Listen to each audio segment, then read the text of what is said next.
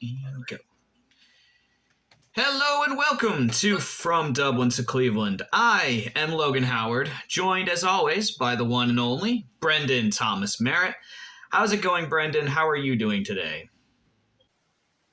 Life's great, always great. Got the Christmassy feeling, and looking forward to unboxing this mysterious package that's arrived at my door. How are you? I am doing well. Merry Christmas to each and to all. This is our Christmas episode. We're going to be opening gifts. We're going to be giving each other gifts and talking about dandruff, which, for those of you who have been longtime listeners, will know what we mean. For those new listeners, go back and watch the ones with titled dandruff in them. And then, we'll, of course, we'll be closing with genealogies. So it'll be a fun, joyous episode, as you'd expect from a Christmas episode. Before we get too far, if you'd like to send us a email or a message on Facebook or a message on YouTube, you can find us at From Dublin to Cleveland. Our email is fromdublintocleveland@gmail.com. And you can also get t-shirts and shirts. We have plenty of those. We'd love if you'd support us and get one of those. But I don't want to waste terribly too much time because we have packages to open and we have dandruff to argue over. So, Brendan, do you want to open your present first or do you want me to go first? I will let you decide. I'll go first because mine arrived first, so I've been itching for it the longest. That makes sense. Go with it. Alright, so mine arrived 3 weeks ago. And as those of you in the YouTube version can see, it already looks ever so slightly open. That's because I thought it was something I ordered for someone else. And then I read the label and saw my name misspelt. And it was from Logan. Wouldn't expect anything less. Oh, believe you me, I didn't know expect anything less. There you go, guys.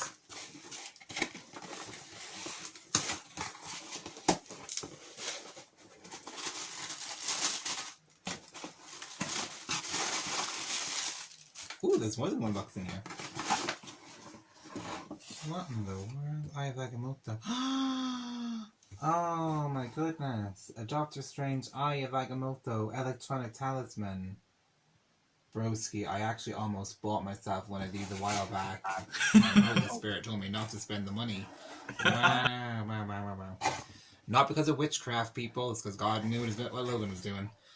Oh, that is beautiful. So neatly decorated. Yes.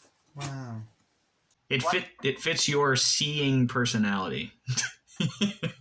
Absolutely. Oh, yes. I was just thinking before I logged on with the word seer. Like Samuel was a seer because he saw things in the spiritual. And I was like, oh, wow, that's amazing. You know what? Some Christians who've chosen not to like me are probably going to be like, I told you he was an occultist. But you know what? I'm going to wear that with pride. That's amazing. The only reason they hate me is because I've already chosen to hate Jesus. It's a mystery box inside of a box. For those of you listening, I don't actually equate liking me with loving Jesus. Pleased to meet you. Ooh, I'm pleased to meet you too. Sweet TV. What could be in here? Some of you who are like fans of big brands are like, I know exactly what's in there, and I don't have a bold notion. Let's see.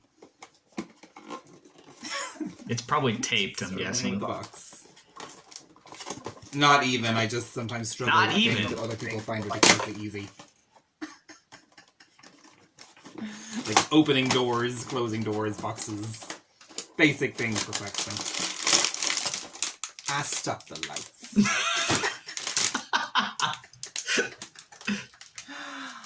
A crown. Because Brendan in Irish is Brandon, which means prince. That is absolutely the epitome of who I am. Oh my goodness. People are going to think I either have notions, which I do. I've got notions of grandeur. I'm not ashamed to admit that. or that I'm just the most pompous man in RD, and you know what? I could care less. That's brilliant. I'm gonna wear that very, very happily. I'm just gonna like walk to my brother and just tell him to bow before me. Do you still have your like Assassin's Creed jacket? I do. It's like literally just in there. Yeah, that would go perfectly with it. For the benefit, of course it would.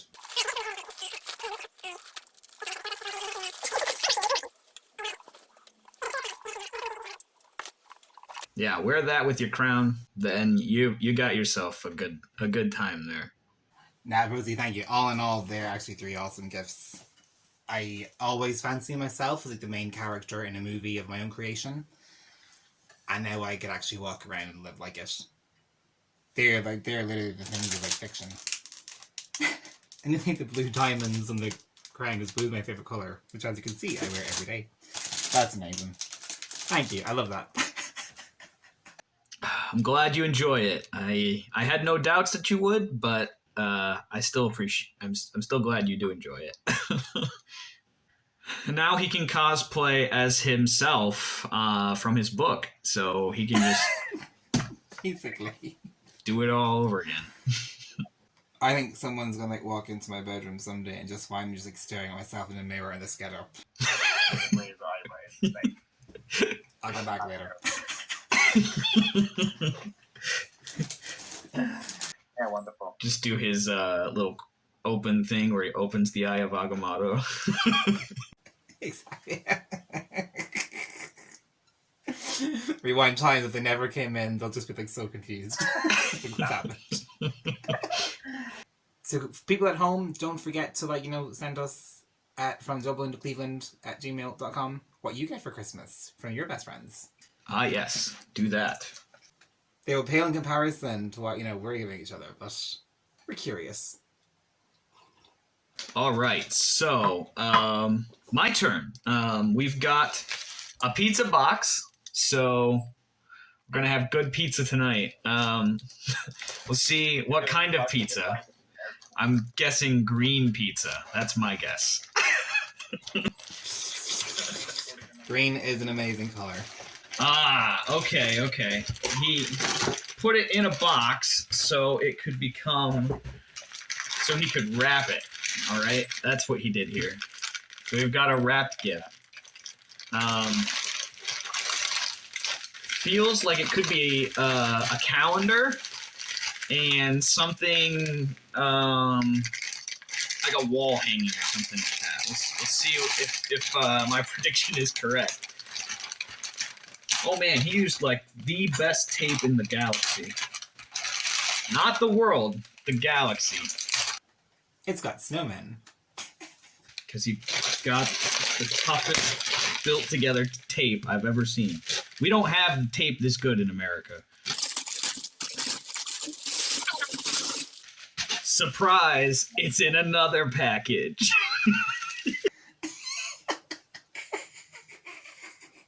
Like a package and a package and a package of all of them cemented in tape.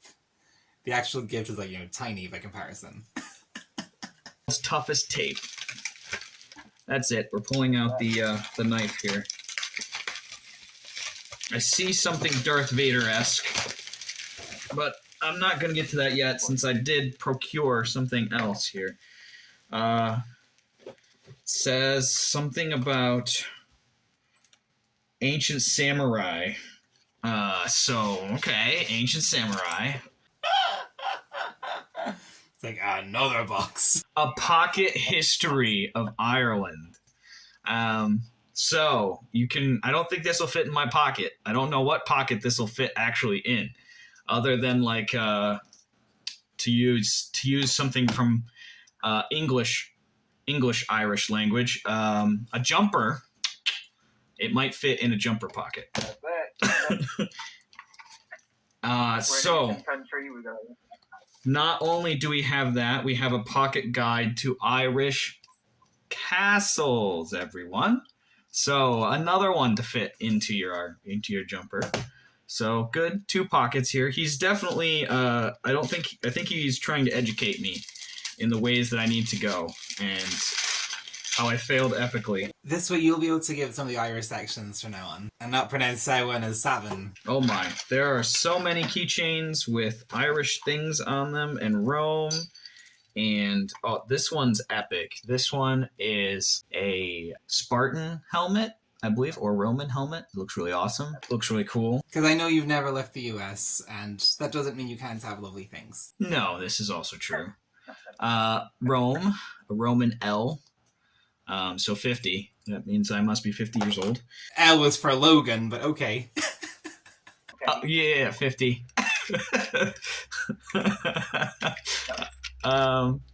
Shamrocks with the Irish flag correctly. I did do it incorrectly on one of our episodes. Yeah.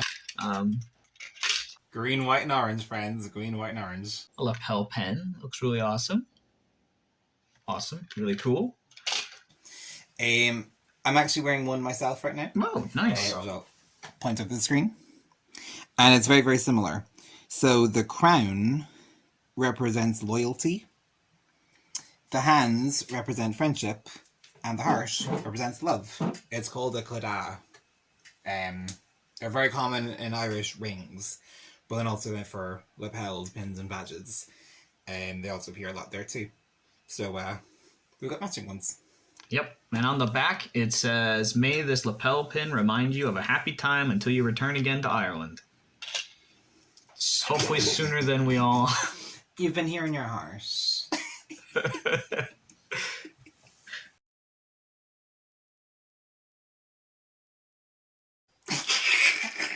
They're my favorite. If you don't speak in tongues, you really aren't saved. Oh my word. Because Logan goes to a Baptist church. If the Lord's given you the gift, don't let him know. Forget the star and the angel, hang me on top of your Christmas tree this year. That doesn't sound good.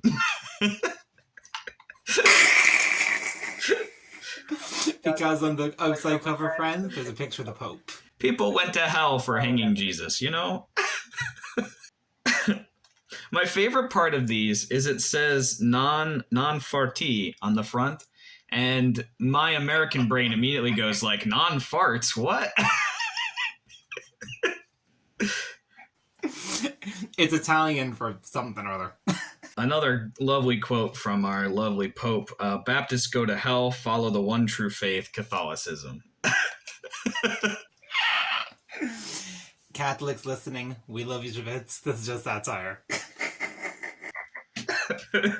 And I don't know if this is the last one, but this is the last one I see.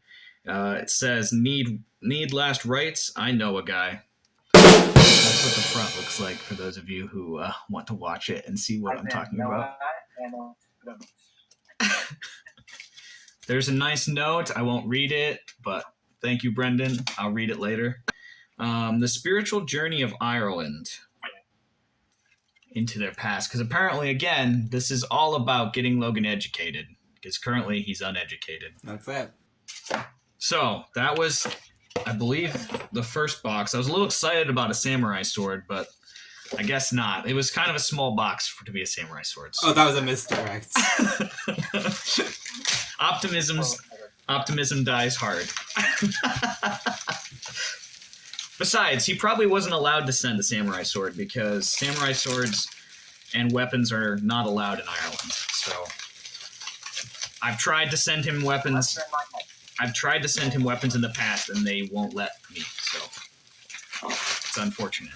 Unless you're in my house, because my house is like full of weapons. That kind of scared me for a moment because I thought this last thing was a record for half a second, and I went to push on it and it bent a little bit, and I was like, oh no, I just snapped it in half. No, my guess was correct. It's a calendar. Awesome. That's super cool. Star Wars villains. Awesome. I needed a new calendar, so that's really cool. Thank you so much, Brendan. That was really awesome. I will attempt to... we might have a short somewhere along the line on Facebook of Logan trying to fit the Irish books into his pocket, and it could be very comical. Oh, brother. All right. Well, thank you so much, Brendan. That was awesome. Good gift exchange. I enjoy these things. I'm excited about these keychains, definitely. And I guess I have a lot of education I need to start working on. So I will definitely start working on my Irish education. Speaking of Irish education, sometime not too far, we'll be watching a movie called I Am Patrick. So hopefully that's historically accurate. Or I'll just be there like, wrong, wrong, wrong, wrong.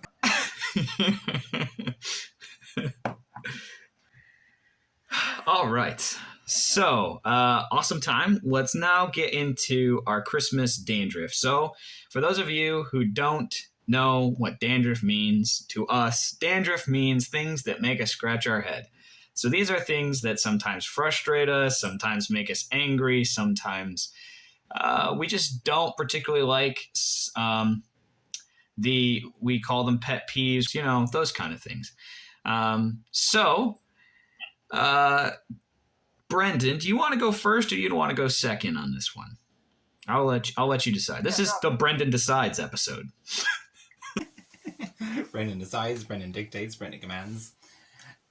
Okay, so something that makes me scratch my head at Christmas, something I really don't like, is all of it. I joke, it's ever so slightly growing on me as the years go on. Ever so slightly. No, we have this tradition in Ireland, maybe other countries do it, but obviously I can only speak for ourselves, called the 12 Pubs of Christmas. It's, I think it was inspired by the song The 12 Days of Christmas, and then some alcoholic just took a notion. So basically in the lead up to Christmas, it is customary to frequent not one, not two, but 12 local taverns, and to share your patronage via a fiscal transaction of lots of cash for booze. And you literally go to a dozen of them with your workmates or your friends. And, should some people just drop off, by which I mean drop to the floor, inebriated, unconscious, well, that's on them. So, yeah, I have actually been invited to one such, what do I call it, shindig, soiree, hootenanny, this Saturday. Needless to say, I will be sick that day. I bind in the name of Jesus, but that's what I'm going to tell them. It's like, sorry, I've got another appointment with Jesus, the reason for the season. But that's probably my least favorite thing about Christmas at the moment. Why do these people do this to themselves? I just don't understand.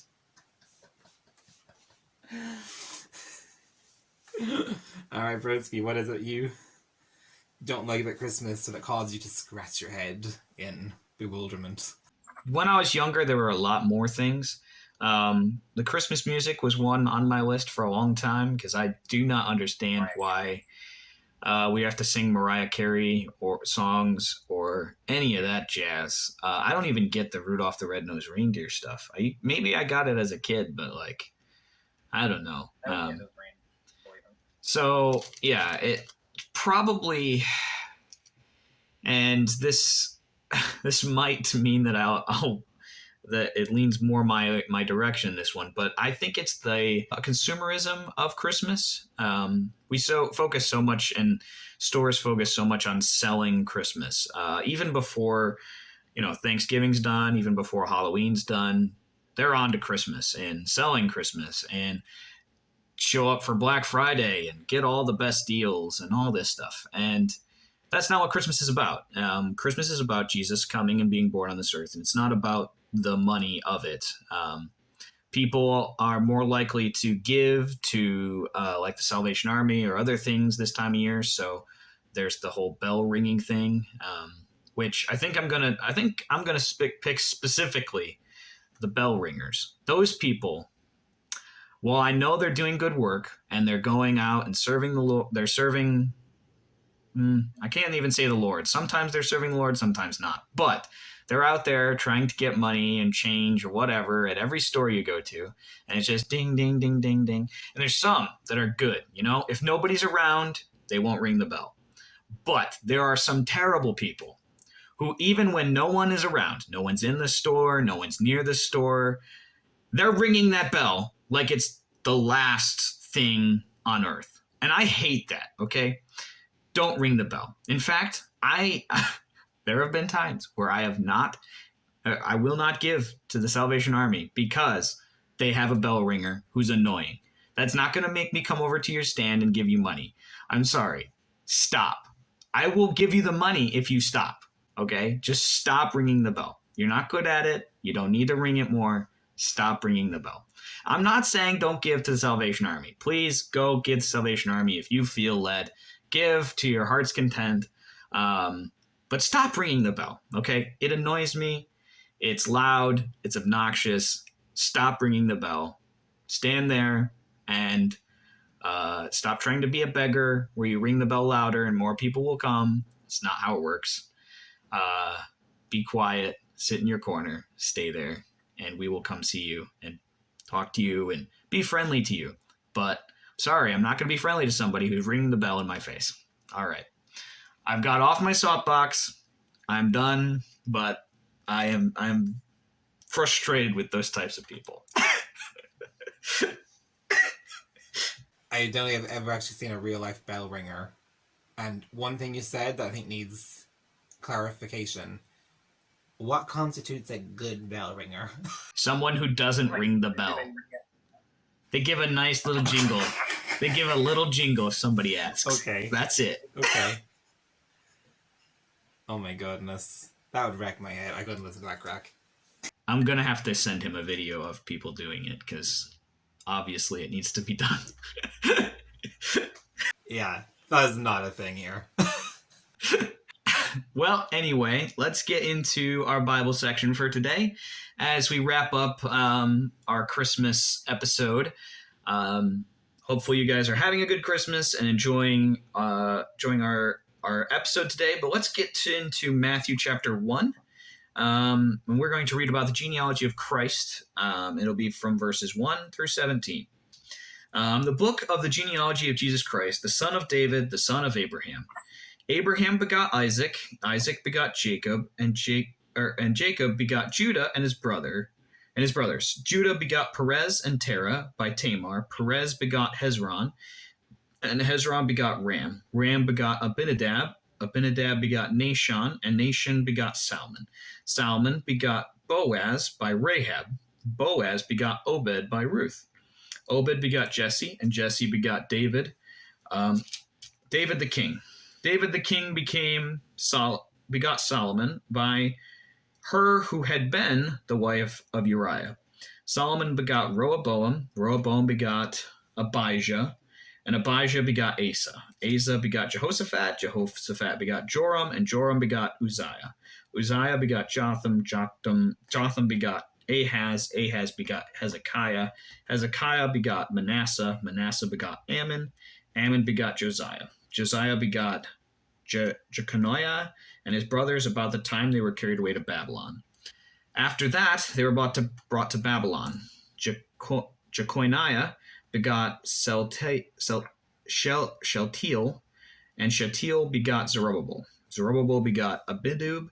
Abidub begot Eliakim, and Eliakim begot Azor. Azor begot Zadok. Zadok begot Akim, and Akim begot Eliud.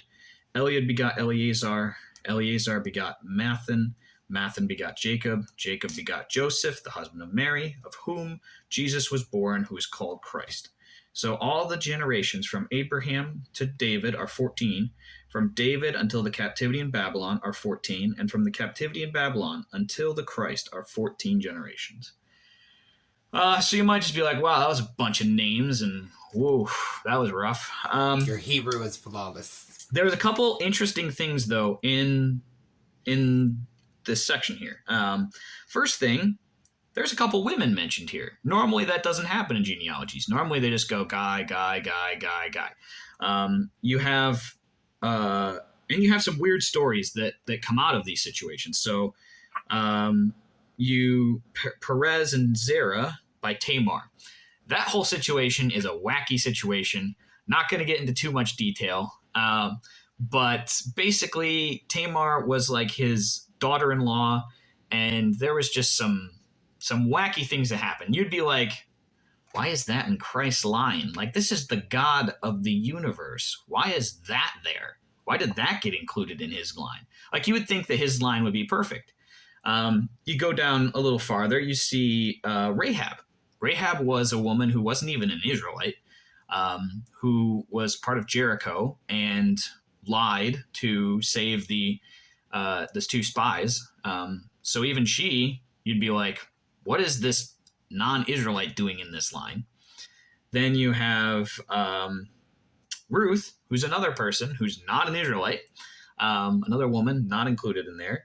You have David begot Solomon by she who had been the wife of Uriah. She's not even named. They're not even say, hey, this is Bathsheba. Nope, we're not even going to name her. This is the wife. This is how bad the situation is. He stole somebody else's wife. So another fun thing in there. You've got all these kings in here. If I recall, I believe Ahaz was not a good king. Manasseh was not really a good king. There are some bad kings in this line too that did not rule well, and got them to the point where they were carried away to Babylon. And you'd think with the Babylonians, they did some pretty crazy things to like wipe out different nations across, and they could have like cut off Israel right there. But God, in his sovereignty, continues the line of Jesus through, even though they've been taken away to Babylon. And so it gets all the way down to Jacob and then to Joseph. And so God worked through all of these people's lives to get to where it was Jesus. It was interesting. Before we came on, we were talking about how many we're trying to figure out how many generations it was between Abraham and Adam and Jesus. We're trying to get the whole total, because it talks about 14, 14, 14. But that Abraham doesn't get you back to Adam. And so the number comes to 76 generations. And then Brendan made a very good point, and he's like, guess what? He goes, God created all of them. So he's the 77th generation. So 77 all the way through to Jesus. Perfect number, times 2. Well, times 11 actually, but it's 77. So how cool that is that God is faithful in that, and that from God to Jesus, the generations go very, very smoothly, straight. And yeah, there's crazy people in here. There's people you would be like, that guy doesn't belong, but God is faithful to work through that. And that's a reminder for each and every one of us that God is faithful to work through even our failures and things we mess up and things we don't do right. So if he can include these kind of people in even his genealogy and his line, what can he do in your life and work through you, even though you've messed up, even though you screwed up? So as we get into this Christmas time, and as we think about how gracious and how merciful God is, and how he loves us and cares for us and does that for us. Well, I've taken a bunch of points, but Brendan, you can add whatever you'd like to add. Lovely. Yeah, I'd like to turn his attention to verse 5. Now, Logan has already mentioned Rahab. Rahab lived in Jericho, which was a walled city and enemy territory. Jericho in Hebrew meant moon, because the ancient Israelites believed, rightly or wrongly, that Satan at that time actually dwelt on the moon. So they were basically saying that this was the city of the adversary, the city of the capital E enemy. And historians speculate that the walls to Jericho were so thick that 3 chariots could actually travel along them side by side. So within the walls, people could live, and Rahab lived in the walls. She was a prostitute, Men treated her very badly. Knew her by name and by profession, if we can even call it that. Yet, when God's nation, the Israelites, sent in a couple of spies to suss out the land, because God was effectively going to hand Jericho over to the Israelites, she made a decision that she was going to hide God's people from her own. She helped them escape the city after they'd done their reconnaissance, and when the army of Jericho came to her house and said, where are they? We know they're here. They're dead men. Rahab lied to protect them. She pretended that they'd run off in a different direction and said, if you run along now, you might catch up with them. And effectively she helped them to escape. And in faith, she threw a red cord outside her window, which pictorially would have looked like a trickle of blood. And the Israelites said, you leave that out there, and when the walls of Jericho come down, your home will still stand, and your family who are with you will be protected. And that's exactly what happened. The walls of Jericho came down. It's a big war. The men of Jericho could hardly put up a fight. It was a total win for the Israelites. But Rahab and her family were spared.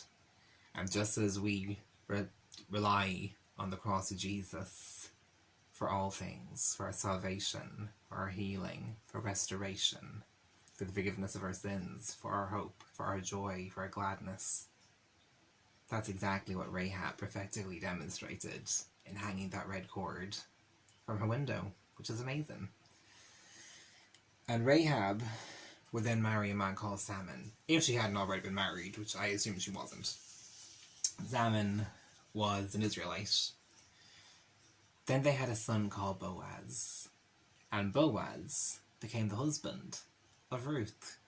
So over the Christmas holidays, friends, if you're looking for a little love story in the Bible, just to help pass the time, because you've watched every Hallmark movie there is to see, read about Ruth and Boaz, how they met, how they fell in love. And then Ruth, who was a Moabitess, belonged to an enemy nation, just like her mother-in-law, and got woven into the family of Jesus, into his ancestry, which is amazing. So everything in the Bible is connected, and you follow it through the centuries, and then you get to a couple teenagers, Joseph and Mary. Joseph was the uncrowned king of Israel. He came from a royal line, but was hiding out in the back end of Nazareth. And Mary also had royal blood, and she was also hiding out in the back end of nowhere, probably hoping to keep under the radar so Herod the Edomite wouldn't kill them. But just as God had shown favour to murderers, adulterers, prostitutes, and all the other crazy folk in that lengthy list that Logan read out, he also showed favour to two of them. And through them came not only the prophesied King of Israel, but the King of Heaven. And that's what we're celebrating this December. So, no matter what a shambles you've made of your lives, no matter what's happened to you, what you've done, what you're responsible for, what no one could ever hold you responsible for, but it still took place, know that God looks at messes and makes messages, tests, and makes testimonies. And whatever you're going through, Jesus is the answer. He is the reason for the season, and he's absolutely good. So we just pray that this Christmas time you would realize that you are a prince or princess of heaven, a diadem or a crown in your Father's eye, that he is always and forever watching you, and that he has clothed you with a garment that marks you as his own, a garment of holiness, of beauty, of righteousness. He's clothing you in Christ, and when he looks at you, that's exactly who he sees looking back at him. Friends, have the merriest Christmas. Let us know how you celebrated it and all the fun things you got from Dublin to Cleveland at gmail.com. And we look forward to having an even better 2023. Merry Christmas, or as we say in Irish, Huna Nullig, and have a very happy New Year.